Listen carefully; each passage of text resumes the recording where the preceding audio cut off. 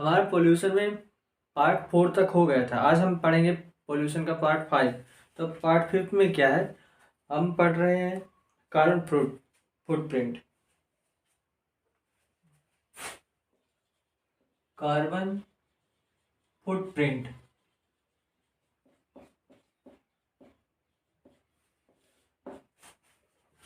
तो carbon footprint क्या होता है? सभी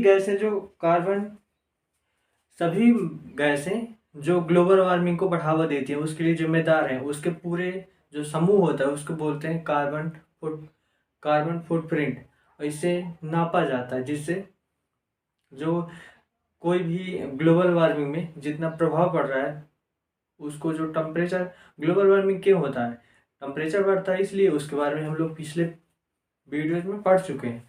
तो ग्लोबल वार्मिंग में कितना ज़्यादा ग्लोबल वार्मिंग हो रही है उसके एक मापांक, उसके माप को बताने के लिए कार्बन फुटप्रिंट का यूज किया जाता है। कार्बन फुटप्रिंट क्या है? कार्बन फुटप्रिंट में सभी गैसों को शामिल किया जाता है जो ग्लोबल वार्मिंग को बढ़ाने के लिए जिम्मेदार है, जैसे carbon dioxide, methane, sulphur dioxide, ये सभी आती हैं। तो अब इनका क्रम सबसे ज़्यादा कम प्रभावित करता है, तो सबसे ज़्यादा प्रभावित करती है जल वाष्प।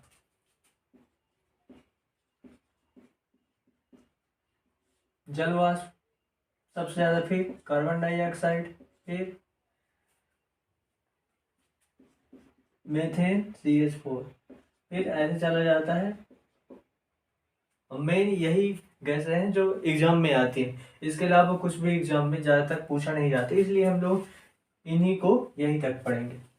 और कार्बन फुटप्रिंट आपको समझ में आ गया। कार्बन फुटप्रिंट क्या है? ग्लोबल वार्मिंग को बढ़ाती हैं जो गैसेस, उन गैसेस के समूह को, ग्रुप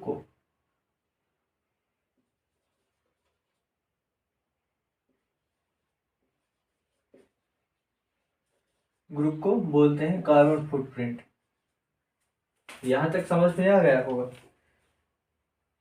अब क्या हुआ था, अब ये कार्बन फुटप्रिंट, ग्लोबल वार्मिंग बढ़ रही है, तो ग्लोबल वार्मिंग को बैलेंस करने के लिए अंततः पूरा जो ध्रुवों में,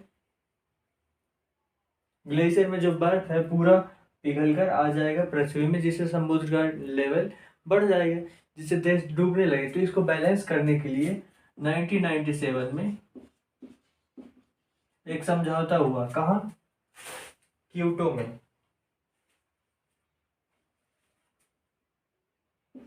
क्योटो सिटी। अभी क्योटो सिटी कहाँ है? क्योटो सिटी आपको मिलेगी जापान में। तो जापान में एक समझौता हुआ सभी देशों के बीच में।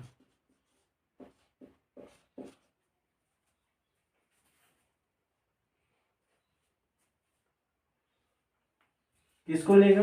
ग्लोबल वार्मिंग, ग्लोबल वार्मिंग को लेकर। तो इसमें कौन सी व्यवस्था अपनाई गई? इसमें कार्बन फुटप्रिंट के लिए कार्बन क्रेडिट व्यवस्था,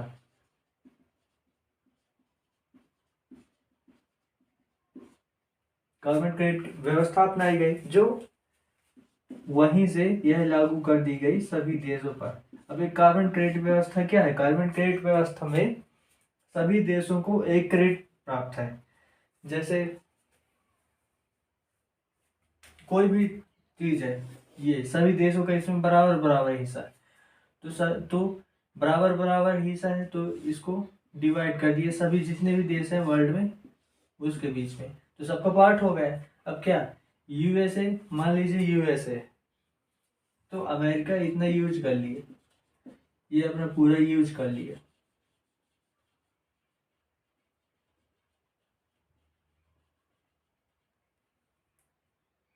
तो डेवलप कंट्री है, लेकिन क्या है, वहीं भूटान है, भूटान को भी कुछ मिला होगा।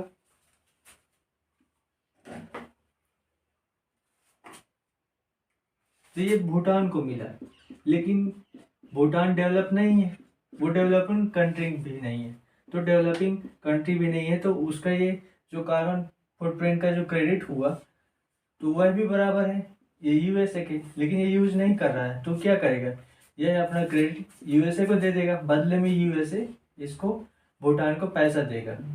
तो इसी व्यवस्था को बोलते हैं कार्बन क्रेडिट व्यवस्था। तो इससे क्या होता है, इससे यह होता है कि यह भी बहुत ज़्यादा कार्बन जो फैलाती है कार्बन ग्लोबल वार्मिंग के लिए, जैसे कार्बन डाइऑक्साइड जलवाष्प ये स्फोट, इसको ये कम यूएसए कम फैलाएगा।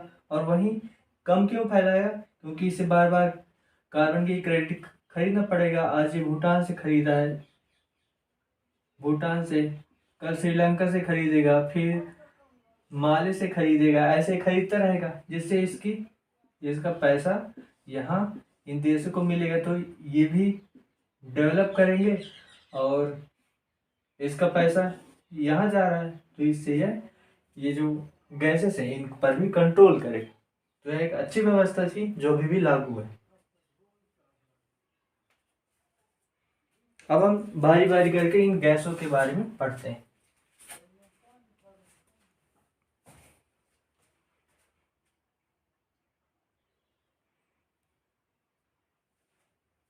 देखिए जो पहली गैस है वह है CH4। CH4 को हम लोगों ने 9, 10, 12 तक पढ़ा है, 12 तक है ये CH4 मीथेन, इसके बारे में हमने पूरा पढ़ा है। तो यहाँ पास हम मेन चीज़ उस पर फोकस करेंगे जो एग्जाम में आती है, पूरा नहीं पढ़ेंगे। तो मीथेन के बारे में पढ़ते हैं। तो मीथेन कहाँ पाई जाती है, यह पाई जाती है दलदली एरिया में, दलदली एरिया में पाई जाती है, जैसे सुंदरवन का डेल्टा, सुंदरवन, तो वहाँ पाई जाती है। और दलदली मतलब मार्शलैंड, तो दलदली एरिया में पाई जाती है। जैसे सुंदरवन होगा, ऐसे ही कितने सारे दलदली एरिया हैं पूरे। और गुजरात में कच्छ के पास का एरिया जिसके क्लेम करता है पाकिस्तान, तो ये गुजरात के पास।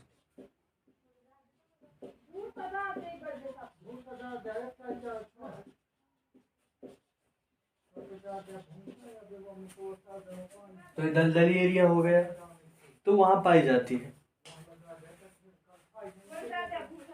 इसी को कंप्रेस किया जाता है। कंप्रेस कैसे किया जाता है, जैसे रुई का इतना बड़ा हो गया, रुई का इतना बड़ा बंडल लिया, अब उसको ऐसे दबाए तो दब गया, तो वह उसको बोल दिए कंप्रेस हो गया। तो वैसे ही किया जाता है, मतलब ये है कि उसे जो घनत्व है,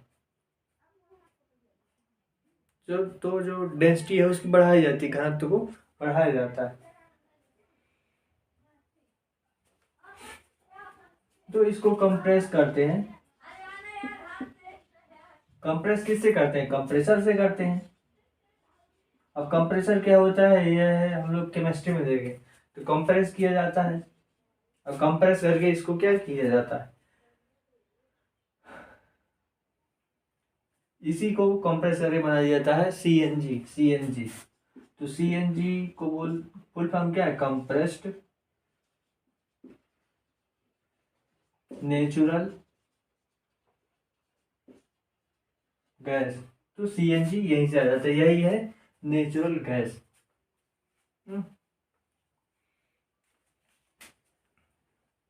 अब देखिए, अब इसमें मीथेन तो आप लोगों ने पढ़ लिया, अब इसमें ये है कि अब इसमें हम लोग पॉल्यूशन पढ़ रहे हैं, तो पॉल्यूशन कहाँ गया है, तो पॉल्यूशन भी है इसमें। तो पॉल्यूशन में आप लोगों को एक घटना याद होगी ना होगी, तो आप लोग देखिए भोपाल में क्या हुआ था, एक घटना हुई थी 1984 में। उसमें एक इंजीनियर था जो पूरे प्लांट का जो मॉडल होता है सेटअप करने से पहले बनाया जाता है, तो उसमें क्या हुआ था, एक पाइप जा रहा था गैस का, एक पाइप जा रहा था, उसी के नीचे उसने पानी की टंकी रख दिया था, जिससे कुछ ऐसा रिएक्शन हुआ कि वो जो गैस थी वो फट गई। तो 1984 में यूनियन कार्बाइड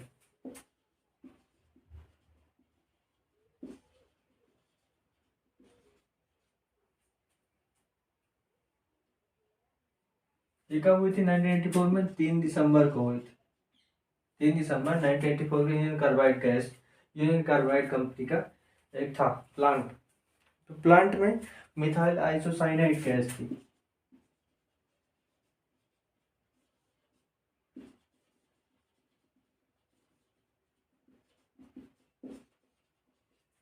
तो उसका टैंक ऐसे नीचे था, इसमें गैस थी, लेकिन यहां से एक पाइप जा रहा था, पानी का पाइप।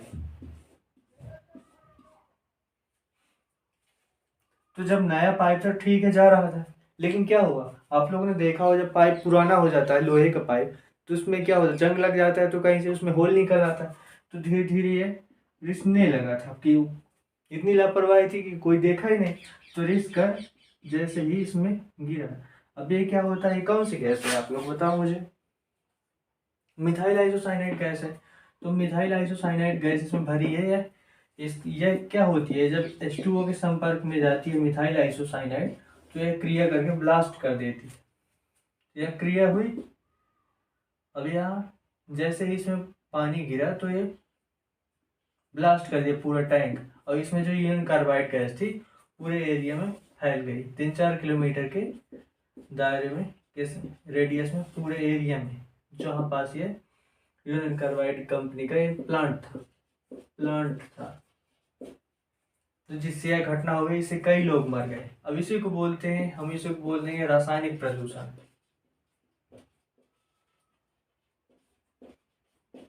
या फिर इसी को बोलिए केमिकल, इंग्लिश में पॉल्यूशन।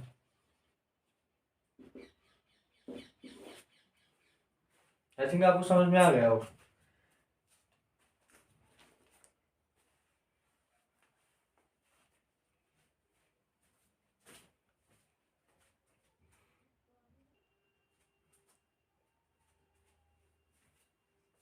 अब देखिए, हम लोग देखते हैं यूरो मानक। तो क्या हुआ, पहले साइकिल चल रही थी, फिर साइकिल के बाद आविष्कार हुआ इंजन का, इंजन से आया मोटरसाइकिल, फिर आई कार। तो क्या हुआ, उससे बहुत धुआं निकलने लगा, लोगों को परेशानी होने लगी। कहाँ? ब्रिटेन में और अमेरिका में।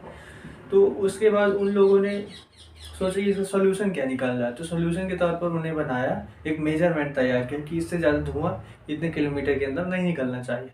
मतलब एक माप टाइप को बताया। जैसे मापते हम क्या है, जैसे अब हमें मापना है,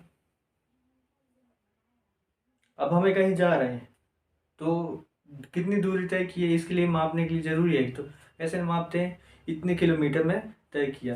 तो इसी प्रकार मापने के लिए कि कितने किलोमीटर में कितना धुआं निकलना चाहिए एक पार्टिकुलर गाड़ी से, ठीक है। तो 2 व्हीलर 4 व्हीलर ये सब करके, तो इसी के लिए आया यूरो मानक। तो यूरोपियन यूनियन में यूरो मानक तैयार किया गया। यूरोपियन यूनियन में कौन कौन से देश आते हैं, ये आप लोग कमेंट बॉक्स में बताइएगा। तो यूरो मानक लगाया गया। अब यूरो मानक जो फर्स्ट आया, उसमें क्या रूल निकाला गया, यूरो मानक फर्स्ट में रूल निकाला गया कि आपको 1 किलोमीटर में, तो 1 किलोमीटर तय करने में आपके वाहन को में कितने ग्राम धुआं निकलना चाहिए? ये निकलना चाहिए 2.7 ग्राम। लेकिन इससे कुछ धुआं कंट्रोल हुआ, लेकिन पूरी तरह कंट्रोल नहीं हो रहा था। लोग और खरीदते गए इंजन, और धुआं और फैलता गया। हालांकि कुछ कंट्रोल में हुआ था, लेकिन कुछ साल बाद फिर वही स्थिति आने लगी। तो इन्होंने, और गवर्नमेंट को पता चल गया था, क्या पता चल गया था कि ये जो हमने मानक फर्स्ट बनाया है, इसको बनाने में कंपनी सक्षम हो चुकी है। ट्राई करके भी देखे तो यूरो मानक, तो इससे भी बढ़िया इंजन बन सकता था जो धुआं को और कंट्रोल कर सके। तो उन्होंने निकाला यूरो मानक सेकेंड।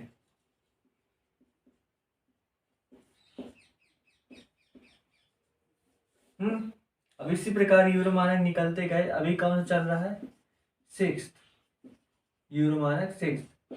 तो इसमें क्या है, इसमें है कि आपको 1 किलोमीटर में 0.2 ग्राम निकलना चाहिए धुआं आपके इंजन से। और इसी को इंडिया में, इसे को कन्वर्ट करके लाया गया यूरो को BS, बीएस को क्या बोलते हैं? बीएस को बोलते हैं भारत स्टेज 6वां, 6। तो BS6 में अभी पिछले साल ही लास्ट ईयर BS4 से BS6 पर लोग शिफ्ट हुए हैं, लोग खरीदना शुरू किए हैं। BS4 बिकना बंद हुए, BS6 चालू हुई है। तो BS4 और BS6 में अंतर क्या था? BS4 में BS6 में अंतर क्या था? इसमें क्या हुआ था कि इसी में एक कैथलेटिक कन्वर्टर,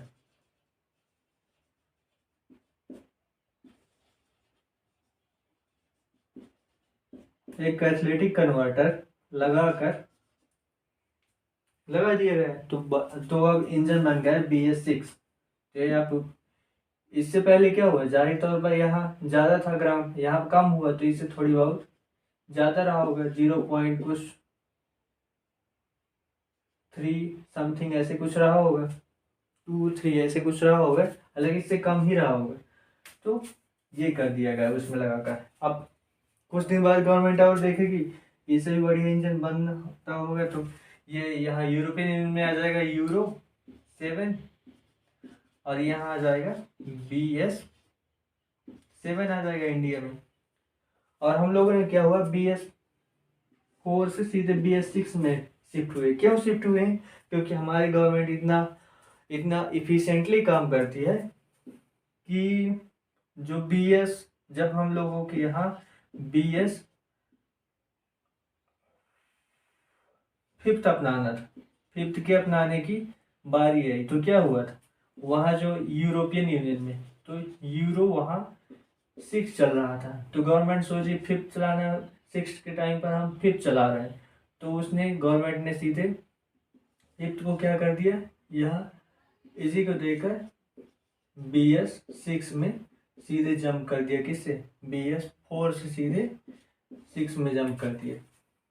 तो आज यहाँ तक समझ में आ गया होगा।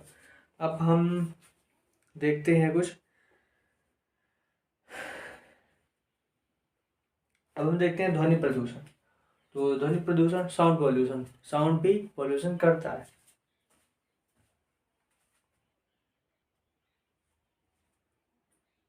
देखिए, साउंड पॉल्यूशन को हम बोलते हैं ध्वनि प्रदूषण। प्रदूषण आपको समझ में आ गया होगा, और साउंड ध्वनि। तो ध्वनि प्रदूषण, अब ध्वनि प्रदूषण होता क्या है? जैसे आप लोगों के पास, जब आप लोग ट्रैफिक में होते होंगे, तो एक लिमिट तक कोई धीरे से हॉर्न मारता है तो ठीक है, कूल। लेकिन जब बहुत तेज से जब हॉर्न बजाता है तो क्या होता है, एक चिड़चिड़ाहट टाइप की होती है उसी को, तब मतलब सुनने में आपको अच्छा नहीं लगता है। अब कोई नहीं, किसी को भी वहाँ पास अच्छा नहीं लगेगा। तो उसी को बोलते हैं, क्यों अच्छा नहीं लगा? क्योंकि वो प्रदूषित हो गया है।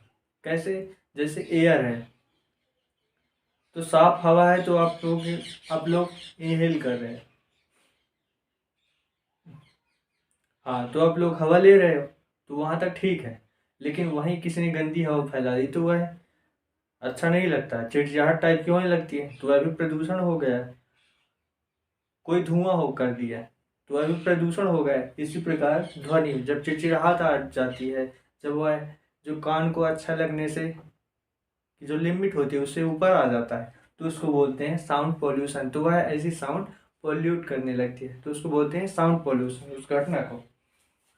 हाँ, तो जब तेज से करता है, तो तेज से मतलब 90 हर्ट्ज से, जब ध्वनि प्लस 90 हर्ट्ज से ऊपर हो जाती, तब वह ध्वनि हो जाती है, तो वह प्रदूषण करने लगती है ध्वनि। तो इसी को बोल देते हैं साउंड पोल्यूशन। तो साउंड पोल्यूशन क्या होता है? जब तक कोई ध्वनि कर रहा है तभी तक ध्वनि प्रदूषण रहेगा। यदि उसने ध्वनि करना बंद कर दिया तो वह प्रदूषण वापस बंद हो जाता है। और प्रदूषण चालू कब रहता है? देखिए, जैसे कोई कारखाना है, कोई इंजन है, कुछ भी है, जब वह बहुत तेज तेज आवाज़ करता है तो उसको बोलते हैं साउंड पोल्यूशन, तब वह चालू ही रहता है। तो वह तात्कालिक प्रभाव नहीं रहता है, तत्काल में नहीं रहता है। अब इसको बोलते हैं, जो कुछ समय के लिए इसको बोलते हैं, वो तत्काल के लिए है वर्तमान में, तो उसको तात्कालिक भी, तो वो प्रदूषण तात्कालिक होता है, ध्वनि प्रदूषण। लेकिन यदि वही कोई कारखाना लगा है आपके घर के पास, बहुत तेज ध्वनि कर रहा है, ध्वनि प्रदूषण बहुत तेज कर रहा है, तो उसको बोल, तो वह तात्कालिक प्रभाव ध्वनि का नहीं होगा।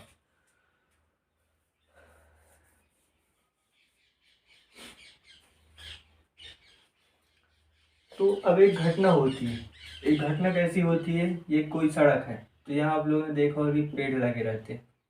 तो यहाँ पास पेड़ क्यों लगाया जाता है, जो नए हाईवे बने वहाँ बीच में, यहाँ यहाँ पास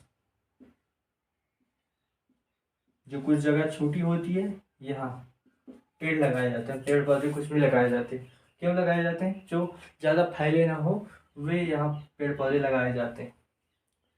तो क्यों लगाए जाते हैं, इसलिए लगाए जाते हैं क्योंकि जब यहाँ ज़्यादा ध्वनि होती है तो इनके पत्तों में पड़ता है, पेड़ पौधों के, तो वह ध्वनि सोख ली जाती है इनके द्वारा, पेड़ पौधों के पत्तों से टकराकर ध्वनि कम हो जाती है। तो इसीलिए जो ग्रीनरी लगाई जाती है हाईवे में बीच में, इसीलिए लगाई जाती है। और दूसरा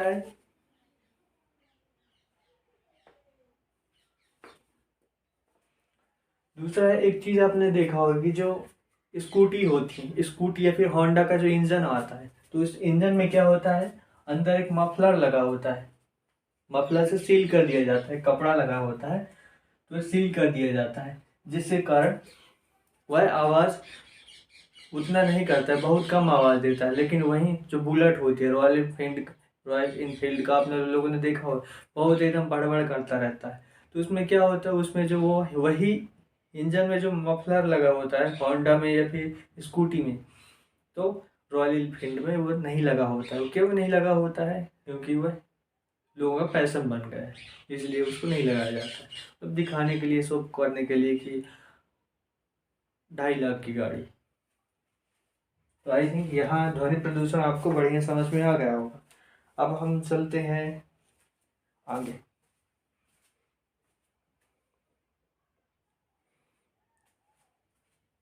देखिए, अब हम लोग चलते हैं जैव प्रदूषण की ओर, जैव प्रदूषण की ओर, जैव या रासायनिक प्रदूषण।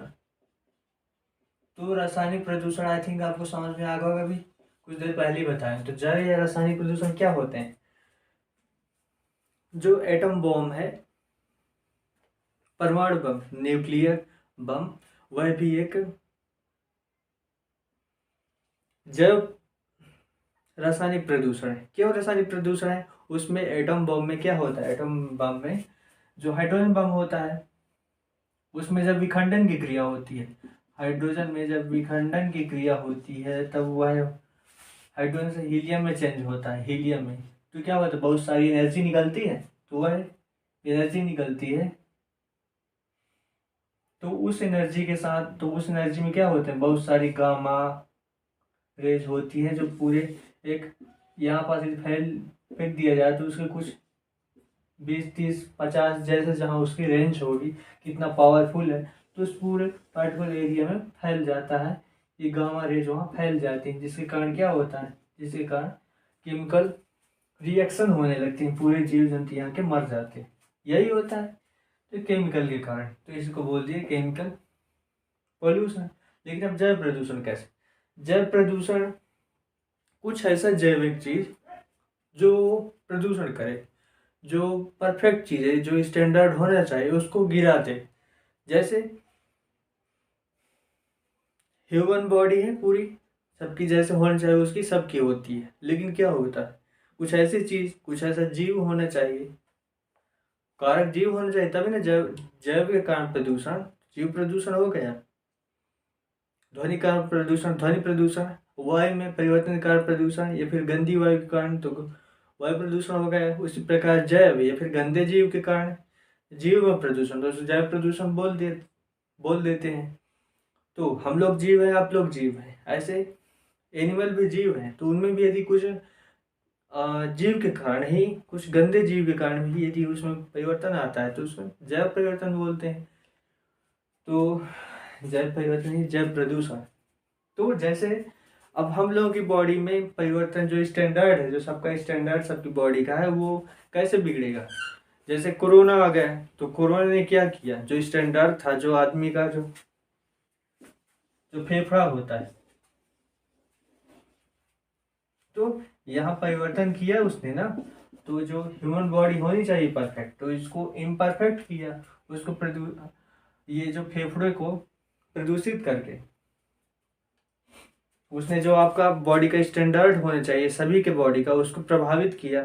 तो एक जीव के द्वारा ही प्रदूषित किया गया है। जीव क्या था, कोरोना भी तो एक जीव था, माइक्रो ऑर्गेनिज्म था, तो उसके द्वारा यह प्रदूषित किया गया आपकी बॉडी को।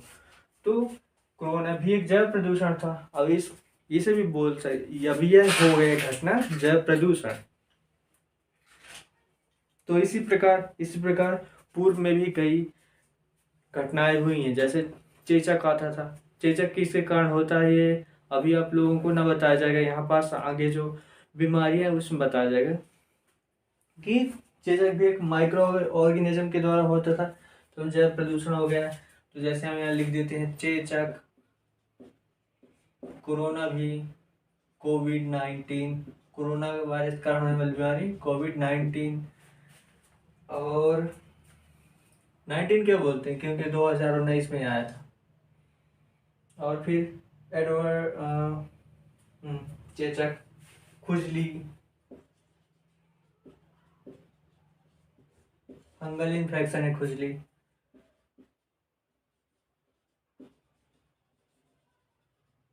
फंगल इन्फेक्शन मतलब ये फंगी के कारण होता है, फंगस, फंगी बोल दो, फंगस। ऊपर क्या होता है, ये आपकी समझ लीजिए हाथ है, तो यहाँ फंगस आ जाता है, जिसके कारण ये जहाँ जहाँ रहता है वहाँ वहाँ की जो त्वचा है उसमें परिवर्तित होने लगती है।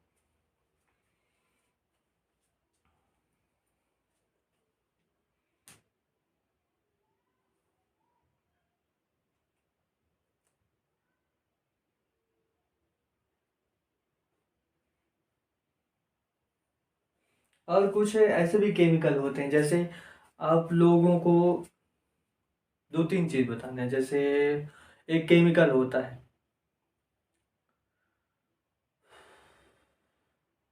तो जो इन्वेस्टिगेट एजेंसी है उनको देखना होता है कि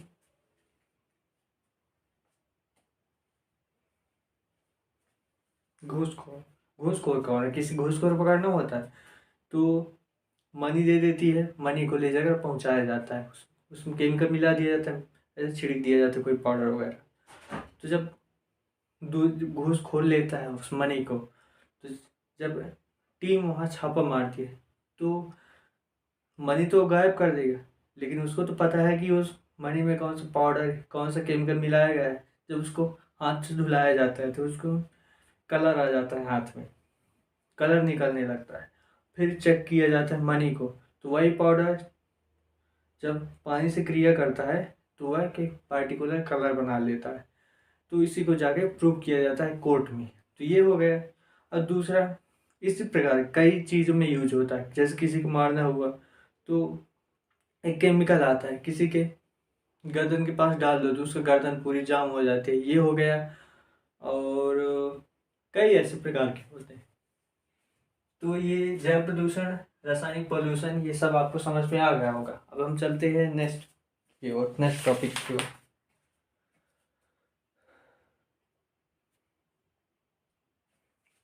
अब देखिए यहाँ पास जो यह इतना हो गया है, जितने प्रीवियस वीडियो में थे उसमें पूरा बॉटनी कंप्लीट हो चुका है, जो फाउंडेशन जितना होना चाहिए। अब इसमें यदि कुछ वीडियो और आएंगे तो अपलोड किए जाएंगे, और यहाँ तक बॉटनी कंप्लीट। अब जो भी चीज़ें रही होंगी, अब आगे वो जूलॉजी चलेगा, उसमें जो कुछ चीज़ें रही होंगी वो कंप्लीट किया जाएगा। और मैथ तो आप लोगों ने चेक नहीं किया हो तो चेक कर लीजिए प्ले लिस्ट में जाकर।